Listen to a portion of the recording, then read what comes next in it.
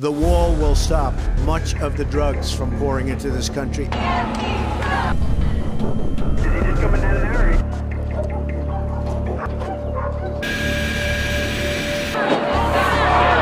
The United States of America gets back control of its borders. El presidente de los Estados Unidos.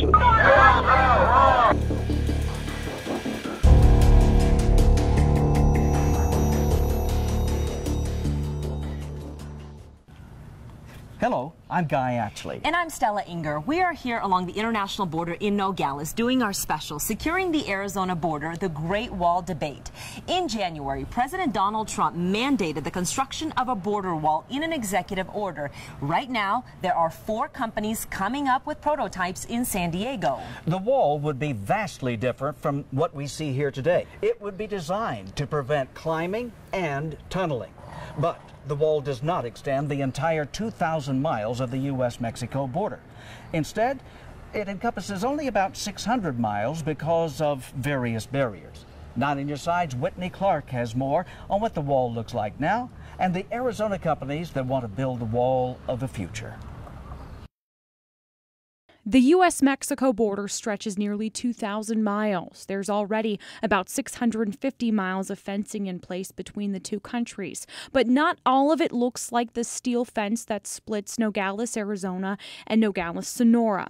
Now, 8 companies are getting ready to build border wall prototypes in San Diego. That includes 2 Arizona vendors, Fisher Sand and Gravel, which has a Tempe location. In a statement, company president Thomas Fisher said, quote, "We are extremely excited and grateful for the opportunity to be part of this important project." The other Arizona company awarded a contract, KWR Construction, Inc., out of Sierra Vista.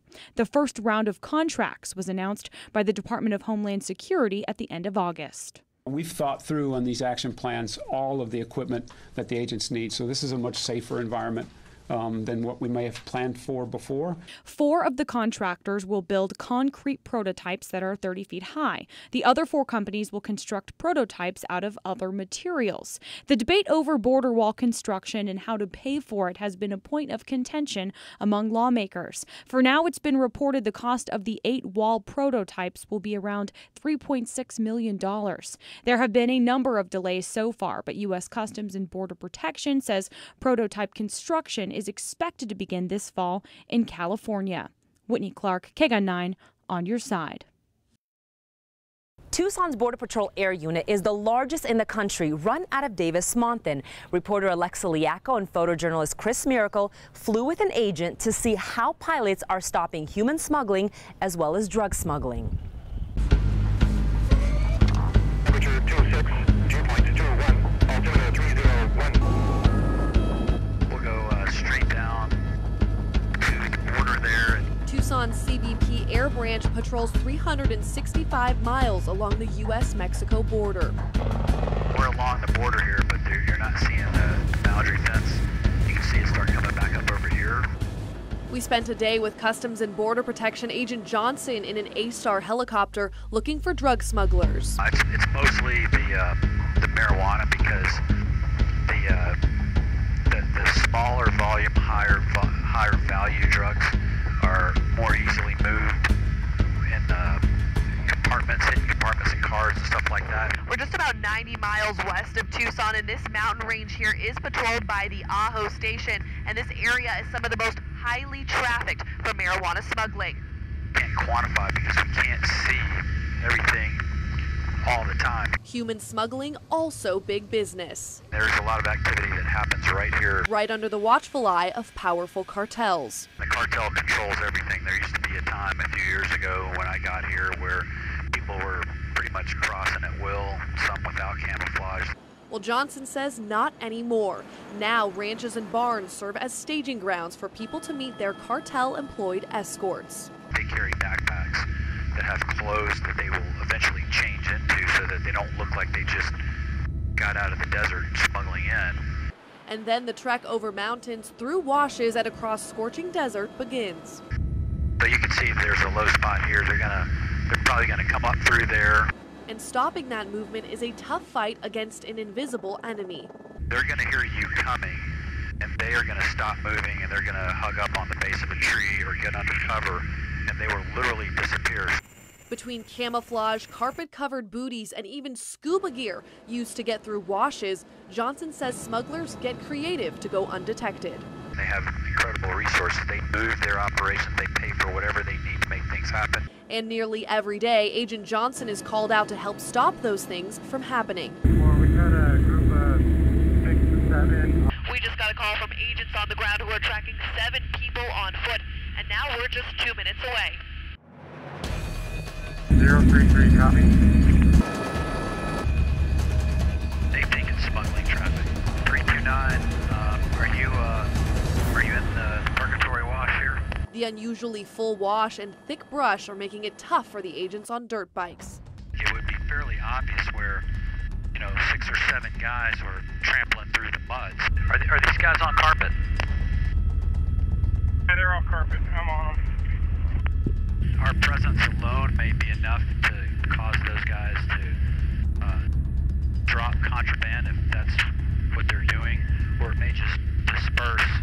Maybe you fly the south side of this wash, a little to the east or west. Maybe they saw this and decided to lay up for a while. Well, I was right there, but I'm not seeing them in the mud now. Having a hard time picking them up again. Successfully finding every smuggler, of course, is an impossible task. Oh, this is me. I stopped my bike right here earlier. Good eye, though. One we had to leave to ground agents today. Comes up, we'll dash back. Good luck, stay safe. Hey, Omaha, thank you very much for coming out. Appreciate it. Agent Johnson says limited time and resources make for days like this, and some of these operations are just distractions for bigger drug smuggling happening elsewhere. You're looking over here, and they're moving bigger and greater things somewhere else. But that won't stop agents from tracking down every footprint they can trace if it means one less pound of drugs entering the U.S. Just because you can cross doesn't mean you're in. Alexa Liaco, KGUN 9, on your side. Ports of entry on the Arizona border means jobs and money for the U.S. and Mexico. 9 Your Side's Craig Smith takes a look at the busiest port, Mariposa Port of Entry. Millions of tons of Mexican produce pass through packing houses in Nogales. Before they do, they come through here, the Nogales Mariposa Port of Entry. The Mariposa Port tested a cooperative program between the U.S. and Mexico that helps customs inspectors from both countries work together for speed and efficiency. It's been so successful, it's spreading to other border ports. The program lets inspectors know in advance what fees should be charged and what is supposed to be on each truck. Officers also know how to find what's not supposed to be on the trucks. What's really taking off right now is fentanyl, a very dangerous drug that when you come in contact, you may die from the exposure. Here are examples of some of the drugs inspectors find on a regular basis, hidden in vehicle compartments, packed with produce, or strapped onto people. Deputy Port Director Joe Agostino says inspectors work to move legal cargo quickly. To find and stop illegal loads, they use a combination of technology and gut instinct. A little shiny screw that there must have been a reason why the screw was removed. And many times there was a legitimate reason why that happened, but our job is to verify. Trust, but verify all the time. Away from the cargo part of the port, personal vehicles go through a different X-ray with drivers and passengers still inside. CBP says the power of the X-ray here is so low that you could actually go through about 200 times before you accumulate the dose you'd get in a normal chest X-ray. But even so, if going through the X-ray concerns you, you can step out and an officer will drive through for you. Mexican visitors with a border crossing card may head to Tucson for shopping, for instance. The card lets them travel 75 miles north of the border. They need different documents to legally go deeper than that. Craig Smith, KGUN 9, on your side. While many people think living in the United States is a dream, many Mexican nationals say they are happy here in their homeland. 9 Your Side's Jennifer Martinez traveled to Sonora, Mexico to speak to locals about how they feel living so close to the border. With his car, Cruz Barayang sits in the midst of the hustle and bustle of Nogales, Sonora, Mexico.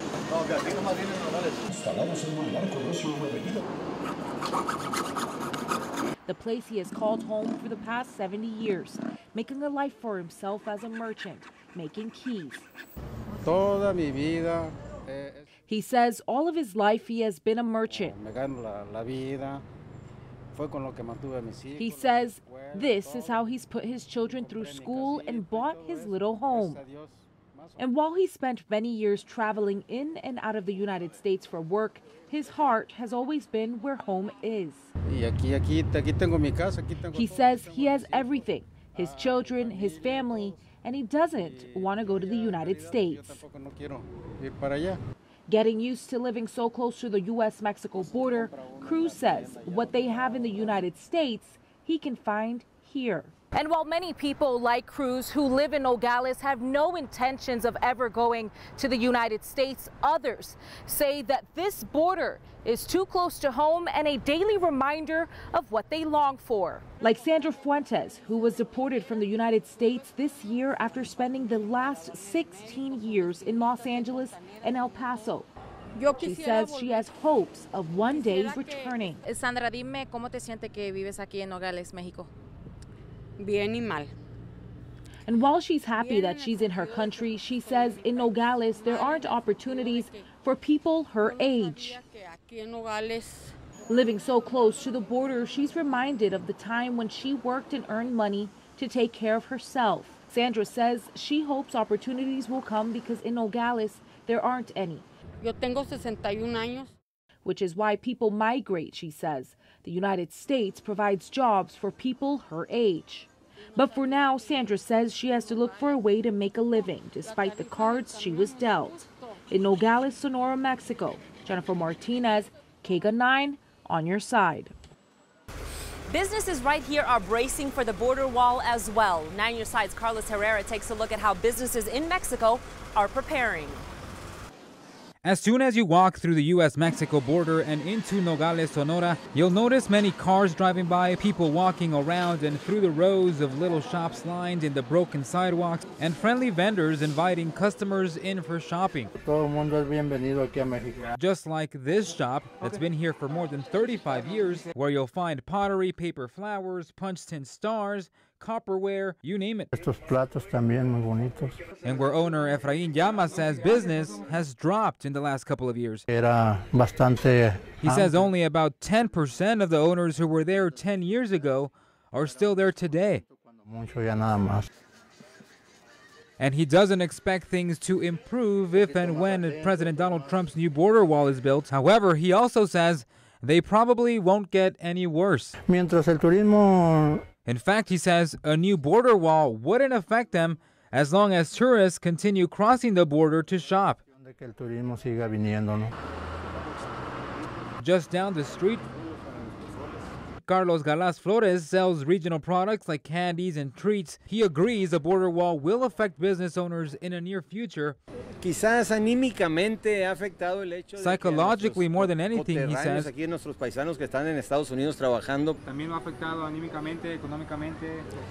Thankfully for now, though, people are still crossing into the Mexico side of the border to shop for goods.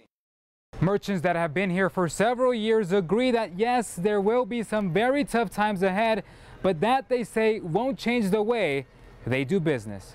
Llamas says as long as people show up, they'll keep welcoming them with great service like they have for many years.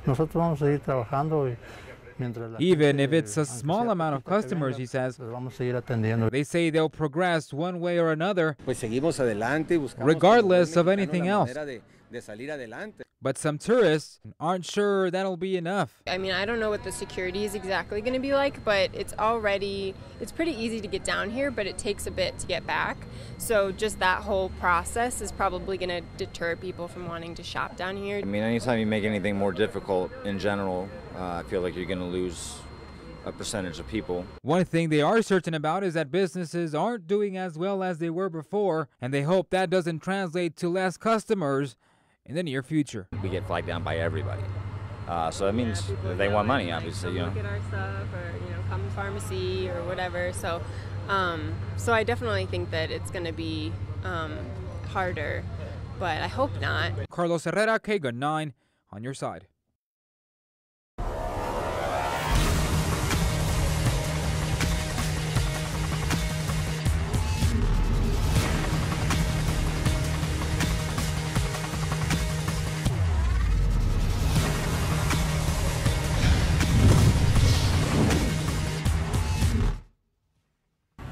The Tucson sector of the U.S. Border Patrol covers nearly the entire Arizona-Mexico border, 262 miles from the Yuma County line to the New Mexico state line. 9 Your Side's Max Darrow and photojournalist Chris Miracle were granted access to one of the most dangerous areas to patrol, Ajo. The terrain, the vastness, the remote locations they have to operate in. There are no easy arrests in Ajo. Ajo agents, they're a special breed. All right, 10-4, just make sure it was 10-2. Border Patrol agent Daniel Hernandez comes from Douglas. He's been on the force for 7 years. He says every sector is busy with apprehending human smugglers, 5-5, you don't go up there unless you got backup with you, drug traffickers, and illegal immigrants. But Ajo is a 7,000 square mile hot zone. 3 juvies, males, and 2 females. There's a lot of mountainous, remote areas here, and so our agents are constantly patrolling those areas because there's a heavy drug trafficking history in this area because it is so removed from typical civilization. Agents spend long hours under the sun, miles away from population. They sometimes rely on high-tech surveillance to monitor the area, but most of the time, agents rely on their eyes and their intuition. While agents are patrolling this vast land area, oftentimes they'll actually get out of their vehicles and then look all around the ground for footprints or anything that could point them towards somebody here illegally. We do catch a lot of people coming to the country illegally and a lot of drugs coming into the country illegally just off of one footprint. Right now during the summer, it's all water source. Yeah. They're going from water source to water source. Border Patrol agent Armando Vidales usually looks for footprints, garbage, and clothing near water tanks. Or just check the water. You have to follow the road, and there's a really good water source down there that the groups use. Patrolling Ajo for 7.5 years, he's learned a thing or two.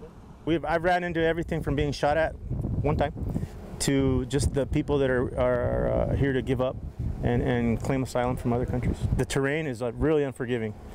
Every plant out here is pretty much designed to rip skin off of you. No question, things get intense out there in the mountains, the valleys, the washes. Backup, sometimes just 5 minutes away, other times an hour away, showing that safety always needs to be a top priority. Vidales says whether that means running into an ambush to having enough water on hand, agents always do their best to stay out of harm's way. But at times, it's unavoidable. Why do people use this area? I think because it's so hard for us to patrol, because of the challenges that we face. The difficulty, the dangers, the determined agents like Vidales, all the more reason why Hernandez continues to praise his brothers and sisters in Ajo. It takes a special person to become a Border Patrol agent, and it takes a different kind of special person to become an Ajo agent, because these guys are tough. Reporting in Ajo, Max Darrow, KGUN 9, on your side. Out of the 194 drug tunnels discovered in the United States, 111 of them right here in Nogales. In fact, I'm standing on one of them that's been patched up. This one with a date, September 23rd, 2013. U.S. Customs and Border Protection agents say they are working very hard to keep the number of drug tunnels discovered in the U.S. down. Earlier this year, our reporter Priscilla Casper and photojournalist Chris Miracle were certified to go underground with this elite team. They got a first-hand look at what agents do to stay ahead of smugglers. They use counterintelligence, surveillance of human detection, and talk with the public for leads. One of their most recent tools, multiple robots examining tunnels. As technology advances to assist agents, the team hopes one day a device will be able to detect a tunnel. For immigrants looking to come to the United States, heat is not a deterrent. 9 on Your Side's Priscilla Casper rode along with U.S. Customs and Border Protection agents as they continually look to save lives. Oh! They're a little bit south of us. Copy 484, TAC 4. 10-4. In southern Arizona, temperatures can quickly climb into the triple digits, making the journey in a desert a challenge. And that could be a very dangerous situation. Piles of black jugs line the border as undocumented immigrants get their last ounce of water before illegally coming into the United States. There are nearly 50 miles of rural land to get through before any sight of life. It's pretty desolate. Here in 3 Points, you know, we're in 3 Points right now, a little south of 3 Points. There's really not a lot down there. There's no restaurants, there's no gas stations, there's not really any water anywhere, especially natural water. So that can pose a danger to people crossing the border. Running out of water, food, and then energy. U.S. Customs and Border Protection's rescue beacons are a chance of survival. This is a rescue beacon right here. This is actually the Brown Canyon Rescue Beacon. The Tucson sector has 34 rescue beacons. Out of those, 7 have a satellite phone. They're easy to find. A bright light flashes up top. To use it, a person just has to press a button or pick up the phone. When a beacon activates, agents respond. And the purpose of that sat phone is to kind of like say if someone needs help, they could push the button, you know, call us and tell us, like, you know, the extent, like say, hey, you know, I left my friend back, you know, he's injured, he has a broken leg, something like this. So that way we can get life flight rolling if we need to. On this assignment, our pilot hears dispatch calling for any agents in the area southeast of Arivanca to locate a group of 6 undocumented immigrants who had just crossed illegally. We don't know if it's like drug related or just regular, you know, people coming across. Sometimes if it's drug related, you know, they could be armed. CBP says from May to July this year, over 200 people were rescued from heat exhaustion. Just 19 of those used a rescue beacon. Despite temperatures reaching up to 120 degrees in the desert, CBP says that's not even a deterrent for those crossing. No matter what nationality they are, you know, whether they're, you know, despite their criminal history, we don't want anyone to die. We want them to call 911 or activate a rescue beacon. Reporting in 3 Points, Priscilla Casper, KCAN 9 on your side.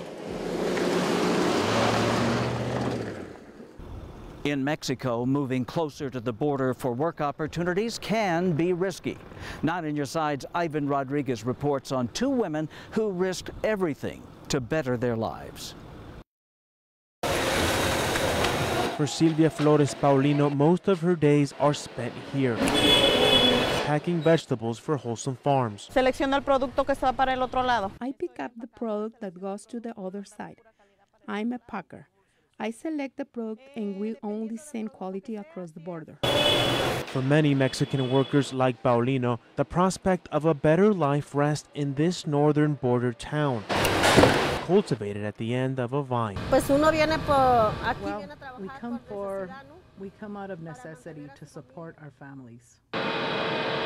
Eva Elena Diaz is a single mother. She left behind her life in Oaxaca and moved over 1,500 miles to the pueblo of Imuri, Sonora, with their 5 children.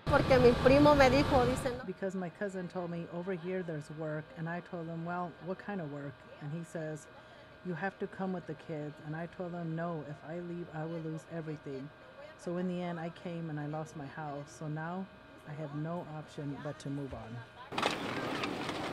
Life near the border can bring in more money and better access to education. Paulino never finished elementary school, but she has dreams of watching her children graduate college. My eldest son wants to be an engineer.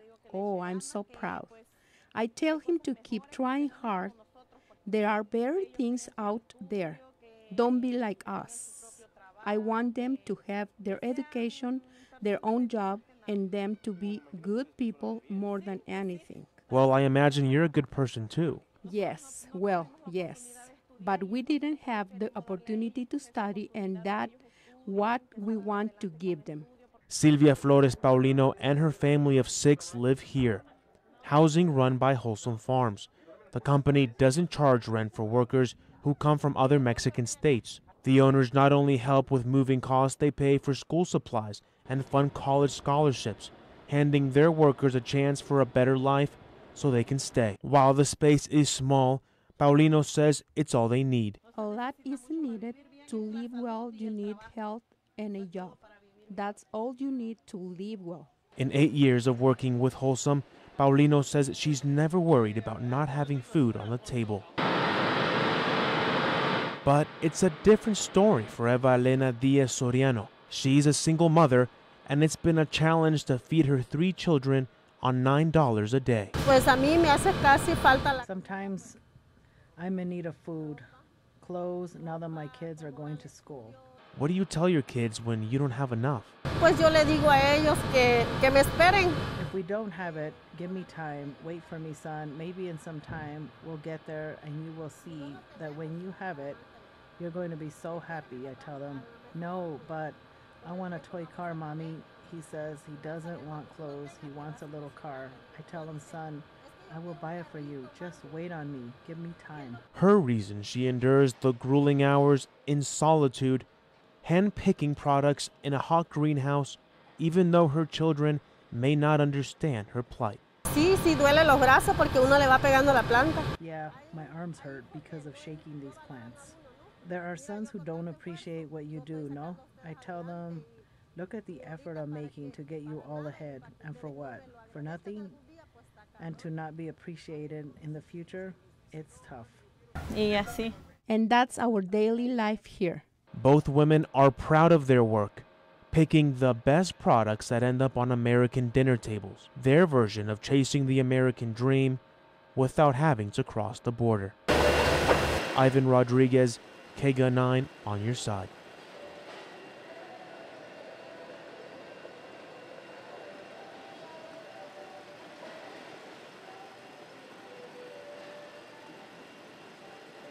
We've shown you the amount of work it takes to watch the border, but away from here, it also takes a lot of work to recruit the number of people they need to get the job done. Kevin Boughton shows us what Border Patrol looks for in agents and how they keep them on the job. President Trump wants 15,000 new Border Patrol and ICE agents in place. That means CBP's Tucson sector is looking to hire hundreds more agents to join their ranks of 4,000 already on the job. Chris Clem is the Assistant Chief Patrol Agent here. Integrity is one of our core values, integrity, vigilance, and service to country. So if you possess those qualities, those are the type of people we're looking for. Recruits come from all over America, but they're trained here in Artesia, New Mexico, a small town in the desert just north of the border. There is a cultural change. There's a little bit of an adjustment. I think with the Border Patrol Academy being Artesia, New Mexico, you kind of get used to a smaller town, and a lot of the initial stations are in areas in the arid climate, smaller towns. I think that's important for people to start acclimating. It can be a challenge, but you know the job is challenging, and that's why it takes a special person. Lawmakers say finding and keeping qualified applicants for Border Patrol has been a challenge. According to multiple recent reports, a high number of applicants can't pass a polygraph test. In March, Senators Jeff Flake and John McCain of Arizona and Ron Johnson of Wisconsin introduced Boots on the Border Act. They say this will help address CBP's hiring shortfalls by waiving the polygraph requirement for veterans, military service members, and law enforcement officers. There is a point at which you say, are we doing too much? Are we making it too difficult and too, is there too much deterrent there for good people to apply? Once agents are in the Border Patrol, Clem says there's a variety of career areas to choose from, including horse patrols, special tactical teams, and paramedic jobs, to name a few. There's academy details, there's instructor details, there's a lot of opportunities, not only just to be on the line and do your job every day, but if you want a little bit more, you want to give back more, those opportunities exist. And I think that certainly keeps people engaged and wanting to continue in a career as a Border Patrol agent. The department's recruiting and application process is now online, making it easier for people to learn more about becoming an agent. Kevin Boughton, KGUN 9 on your side.